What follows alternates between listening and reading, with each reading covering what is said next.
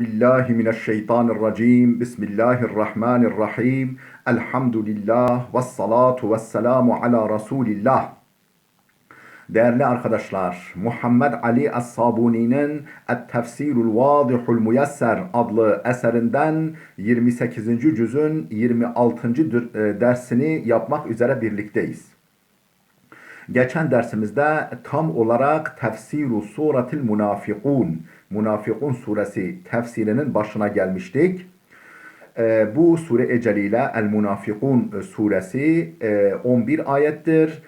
Mekke döneminde nazil olmuştur. Hicret sonrasında nazil olmuştur. Müfessirlerin tespitine göre hicretin 5. yılında gerçekleşen Beni Mustalık gazvesi, Beni Mustalık seferinin ardından, yani hemen onun sonrasında nazil olmuştur. Konu ismini nereden alıyor? İsmini ana konusundan alıyor. Yani surenin ana motifi, konunun ana motifi nedir? Münafıklar, onların iç yüzleri, onları ikaz, peygamber onlar için Allah'tan bağışlama dilese bile Allah'ın onları affetmeyeceği, müminlerin onlara karşı çok teyakkuzda, çok uyanık bulunmaları gerektiği, bunların Müslüman toplumu içerisinde tıpkı pirincin içindeki beyaz taşlar gibi, pirincin içindeki taşlar gibi fark edilmelerinin zor olduğunu, dolayısıyla risklerinin büyük olduğunu belirtiyor. Bu şekilde yani onların maskesini düşürüyor ve nifak hastalığına tutulmamanın yollarını öğretiyor. Bu da nedir? Allah'ı bolca zikretmek, dünya sevgisine peşin hayatımız olan dünya sevgisine kapılmamak, ahiret için maddi manevi yatırımlar yapmak. Konu, yani ana konusu budur. İsmini de bu ana konusundan almaktadır. 11 ayettir. Şimdi her zaman yaptığımız gibi bir miktar meal verelim. Birkaç ayet sonra ardından mealini verdiğimiz ayetlerin tefsirini kitabımızdan arz edelim. Tefsiru suratil munafikun. Bismillahirrahmanirrahim. İz ca'akel munafikun qalu neşhedü inneke lerasulullah vallahu ya'lemu inneke lerasuluh vallahu yeşhedü innel munafikine lekazibun. İza ca'ekel munafikuna. O münafıklar sana geldiklerinde qalu derler ki neşhedü en inneke le rasulullah. Biz şahitlik ederiz ki, kesinlikle şahitlik ederiz ki sen Allah'ın elçisisin derler. Bir ara ifade var. Vallahu ya'lemu inneke le rasuluh. Allah bilir ki sen gerçekten Allah'ın elçisisin. Böyle bir parantez içi ifade. Vallahu yeşhedü innel munafikune lekazibun. Allah şuna da şahitlik eder ki o münafıklar yalancıdırlar. Tamam, senin Allah'ın elçisi olduğuna Allah da şahitlik ediyor ama o münafıklar yalancıdırlar. Yani bu sözlerinde samimi değildirler. İçleriyle dışları birbirine uymamaktadır. Yoksa onlar yalancıdırlar, sen yani bu sözlerinde yalancıdırlar değil. Yani onlar yani yalan söylüyorlar, iki yüzlülük yapıyorlar anlamında. Eğer o ara ifade olmasaydı Allah da şahitlik eder ki sen Allah'ın elçisisin, o ara ifade olmasaydı o zaman Allah onları yalancı çıkarmış olurdu. Yani sen Allah'ın elçisi değilsin anlamı çıkardı. O ara ifade önemli. İttehazû eymanehum cunneten fasaddu an sabilillahi innehum sâ'e mâ kânû ya'melûn. Peki niye kelime-i şehadet getiriyorlar? Niye biz şahitlik ederiz ki sen Allah'ın elçisisin diyorlar? Dil ucuyla da olsa ittehazû eymanehum cunneten, bu yeminlerini vallahi de billahi de biz işte müminiz, biz senin Allah'ın elçisi olduğuna inanıyoruz şeklindeki yani ahitlerini kalkan yapıyorlar. Cünne kalkan yapıyorlar, maske yapıyorlar. Fasaddu an sabilillah. Böylelikle Müslümanların siperine girerek onların arasına karışarak fasaddu an sabilillah, Allah yolundan insanları vazgeçirirler, alıkoyarlar, Allah'ın yolunu tıkarlar, insanların o yola girmelerini engellerler. İnnehum sâ'e mâ kânû ya'melûn.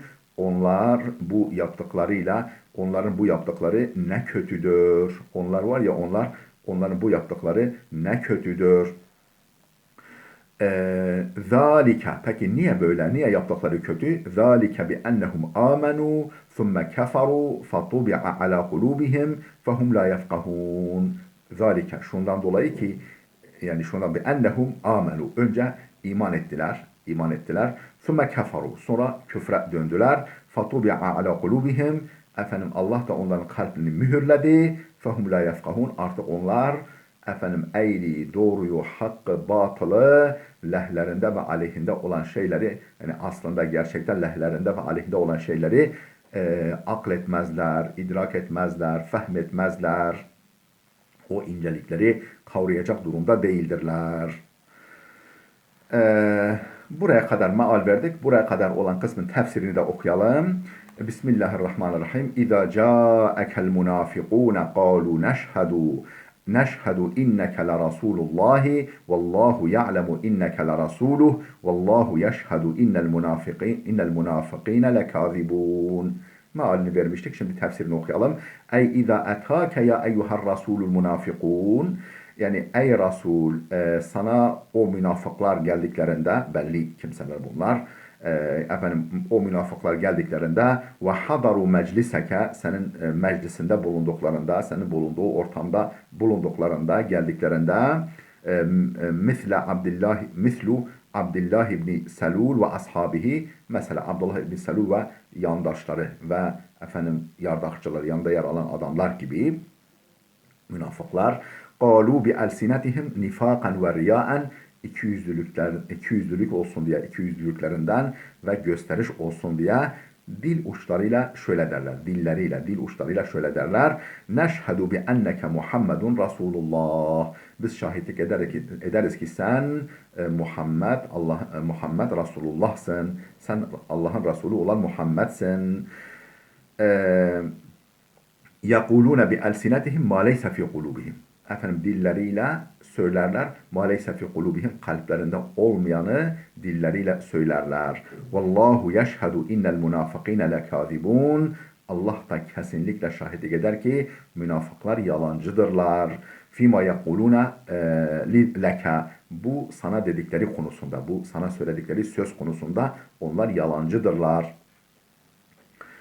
Ekkedu kelamehum bi muakkideyni inne ve lam. Bu münafıklar kendi sözlerini, ifadelerini iki vurguyla vurguluyorlar. İki pekiştirme edatıyla pekiştirmiş oluyorlar. Bu mesela biri inne muhakkak ki, bir de la. Ne diyorlar? Kalu neşhedü inneke la Resulullah. Burada inne bu bir tekit. Vurgu edatıdır, pekiştirme edatıdır. Bir de le rasuluhu. Oradaki lam da tekit lamıdır, pekiştirme edatıdır. Yani sen kesinlikle Allah'ın Resulusun. Şahitlik ederiz buna derler. Yani kendi sözlerini iki tekit edatıyla, pekiştirme edatıyla pekiştirdiler. Nedir onlar? İnne ve ellam inneke le Resulullah derken niçin? Lil ihami bi enne şehadetehum sadikatun. O şahitliklerinin doğru olduğunu vehmettirmek için, böyle zannettirmek için, karşı tarafa kabul ettirmek için, yani karşı taraf zannetsin ki bunların şahitliği sadıktır, doğrudur. Lil ihami vehmettirmek için, zannettirmek için bi enne şehadetehum sadikatun, şahitliklerinin doğru olduğunu vehmettirmek için. Munba'ifetun alel kalbi, kalpten fışkırdığını, kalpten kopup geldiğini zannettirmek için bunu böyle yapıyorlar. Ve an yakinin bir risaletihi aleyhisselam ve aleyhisselam Efendimizin, Hazreti Peygamber sallallahu aleyhi ve sellemin risaletine yakin getirdiklerinden kaynaklanıyor. Yani vehmini vermek için, yani bu şekilde zannettirmek için ki bu Hazreti Muhammed'in Allah'ın Resulü olduğuna kesin yakinimiz var. İşte bu dilimizle söylediğimiz o yakinden kopup geliyor. وَقَدْ كَذَّبَهُمْ فِي دَعْوَاهُمْ. Allah da onların bu iddialarında onları yalanladı. وَقَدْ كَذَّبَهُمْ. Allah onları yalanladı. فِي دَعْوَاهُمْ, bu iddialarında. وَجَاءَتْ جُمْلَةُ وَاللّٰهُ يَعْلَمُ اِنَّكَ لَرَسُولُهُ اِعْتِرَاضِيَةً بَيْنَ الشَّرْطِ وَجَوَابِهِ. Vallahu ya'lemu inneke la rasuluh. Allah şahitlik eder ki sen gerçekten Allah'ın Resulusun. Bu ifade i'tiradiyetun beyne şartı ve cevabı. Şart ve cevabı arasında bir ara ifadedir. İ'tiradiye yani cümle-i mu'tarizadır. Yani ara ifadedir. Niçin gelmiş o ara ifade? لِدَفْعِ تَوَهُّمِ اَنَّ اللّٰهَ كَذَّبَهُمْ فِي قَوْلِهِمْ اِنَّكَ لَرَسُولُ اللّٰهِ Allah'ın onları tırnak içinde sen muhakkak Allah'ın Resulusun sözlerinde onları yalanladığı sanısını, vehmini bertaraf etmek için. Yani onlar diyorlar ki sen Allah'ın Resulusun. Allah da diyor ki onlar yalan söylüyorlar. Yani haşa sen Allah'ın Resulü değilsin gibi sanılmasın. Bu sanıyı, bu düşünceyi bertaraf etmek için. Tamam sen gerçekten Allah şahitlik ediyor ki sen Allah'ın Resulüsün ama onlar yalancıdırlar. Yani samimi değildirler bu sözlerinde. Tekrar alıyorum. Lidef'i tevehhumi. Şu tevehhümü, şu sanıyı bertaraf etmek için ki ennallâhe kezzebehum fi kavlihim inneke le Resulullah. Allah'ın onları tırnak içinde sen muhakkak Allah'ın Resulüsün sözlerinde yalanladığı vehmini bertaraf etmek için. Ve innema kezzebehum teala. Peki onları Allah niye yalanladı? Niye onların yalancı olduğunu söyledi? Allah onları yalanladı. Niçin? لِأَنَّهُمْ أَظْهَرُوا خِلَافَ مَا أَبْطَنُوا. Çünkü içlerinde sakladıklarının tersini dışa vurmuşlar. Bu tutumlarında Allah onları yalanlıyor. Yani efendim ona yalancıdırlar. Yani içleri dışlarına, dışları sözleri içlerine, inançlarına uygun değil. Zaten yalan o demek yani. Söylediğimizin realiteye uygun olmaması. Realiteye uygun olması. Bilinçli olarak yapılıyorsa işte bu yalan. Mesela hava soğuk, sen diyorsun ki hava sıcak.